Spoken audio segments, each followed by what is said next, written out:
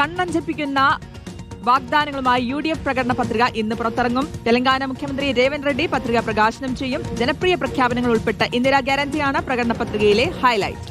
വികസനവും ക്ഷേമപ്രവർത്തനങ്ങളും ഒരുപോലെ പരിഗണിച്ച് സമൂഹത്തിലെ വിവിധ വിഭാഗങ്ങളുമായി ചർച്ച ചെയ്താണ് പ്രകടന പത്രിക തയ്യാറാക്കിയതെന്ന് UDF നേതാക്കൾ നേരത്തെ വിശദീകരിക്കുന്നത് നമ്മൾ കണ്ടതാണ്. TV പ്രസാദ് വിവരങ്ങളുമായി തിരുവനന്തപുരത്ത് നിന്ന് ചേരാൻ പോകുന്നു. TV പ്രസാദ്, UDFനെ സംബന്ധിച്ചിടത്തോളം ഇന്ദിരാ ഗ്യാരണ്ടിയാണ് ആ പ്രഖ്യാപനങ്ങളുടെ ഹൈലൈറ്റ്.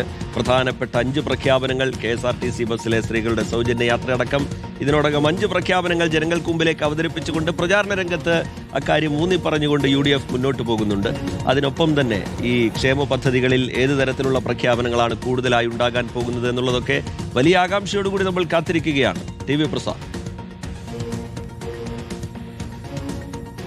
അത് തന്നെയാണ് റീജിത്ത്, ശ്രുതി പറഞ്ഞതുപോലെ ഇന്ദിരാ ഗ്യാരണ്ടി വലിയ രീതിയിൽ ചർച്ചയായിരുന്നു നാട്ടിൽ. നമുക്കറിയാവുന്നതുപോലെ പ്രകടന പത്രിക എന്നുള്ളത് ഓരോ മുന്നണികളുടെയും ഏറ്റവും പ്രധാനപ്പെട്ട കാര്യമാണ്. കാരണം വോട്ടർമാരെ സ്വാധീനിക്കാൻ കഴിയുന്ന ഒരുപാട് ഇനങ്ങൾ അതിനകത്തുണ്ട്.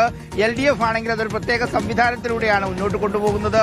അതായത് നേരത്തെ പറഞ്ഞിട്ടുള്ള പ്രകടന പത്രികയിലെ കാര്യങ്ങൾ എന്തൊക്കെ നടപ്പാക്കി എന്ന പ്രോഗ്രസ് കാർഡൊക്കെയാണ് LDFന്റെ ഒരു രീതിയെങ്കിൽ ഇത്തവണ UDFന്റെ ഇന്ദിരാ ഗ്യാരണ്ടി അത് വലിയ തോതിലാണ് ജനങ്ങളുടെ ഇടയിൽ ചർച്ചയായത്. പ്രത്യേകിച്ച് സ്ത്രീകൾക്ക് KSRTCയിൽ സൗജന്യ യാത്ര എന്നുള്ളത് വലിയ രീതിയിലുള്ള ഇമ്പാക്ട് സമൂഹത്തിൽ ഉണ്ടാക്കിയിട്ടുണ്ട് എന്ന തിരിച്ചറിവിൽ നിന്നാണ് LDFന്റെ കൂടി പ്രകടന പത്രിക ഇന്ന് വരുന്നത്. UDFന്റെ പ്രകടന പത്രികയുടെ ഒരു പ്രത്യേകത എന്തായാലും തുടർഭരണം അവസാനിപ്പിക്കാൻ പറ്റുന്ന രീതിയിലുള്ള ഒരു പത്രികയായിരിക്കണം, പ്രകടന പത്രികയായിരിക്കണം എന്ന ഉറപ്പ് ഒരു വാശി അവർക്കുണ്ടായിരുന്നു. കാരണം അതുകൊണ്ട് തന്നെ വലിയ തലങ്ങളിലെല്ലാം ചർച്ച ചെയ്ത് എന്തൊക്കെയാണോ ജനങ്ങൾക്ക് ആവശ്യം, എങ്ങനെയൊക്കെയാണ് ജനങ്ങളുടെ വോട്ട് നേടാൻ കഴിയുക എന്ന കാര്യങ്ങളെല്ലാം പഠിച്ചതിന് ശേഷമാണ് പ്രകടന പത്രിക തയ്യാറാക്കിയിരിക്കുന്നത് എന്നുള്ളതാണ്. KSRTC ബസ്സിലെ സൗജന്യ യാത്ര കൂടാതെ ക്ഷേമ പെൻഷൻ കൂട്ടുന്നതടക്കമുള്ള ഒരുപാട് പദ്ധതികൾ, അതിൽ ഏറ്റവും ആകർഷകമായി മറ്റൊന്നുള്ളത് കുടുംബങ്ങൾക്ക് 25 ലക്ഷത്തിന്റെ ആരോഗ്യ ഇൻഷുറൻസ് ആണ്. അങ്ങനെ തുടങ്ങി നിരവധിയായ പ്രഖ്യാപനങ്ങളാണ് ഇന്ദിരാ ഗ്യാരണ്ടിയുടെ ഭാഗമായി ഇതിനകം തന്നെ UDF പ്രഖ്യാപിച്ചത്.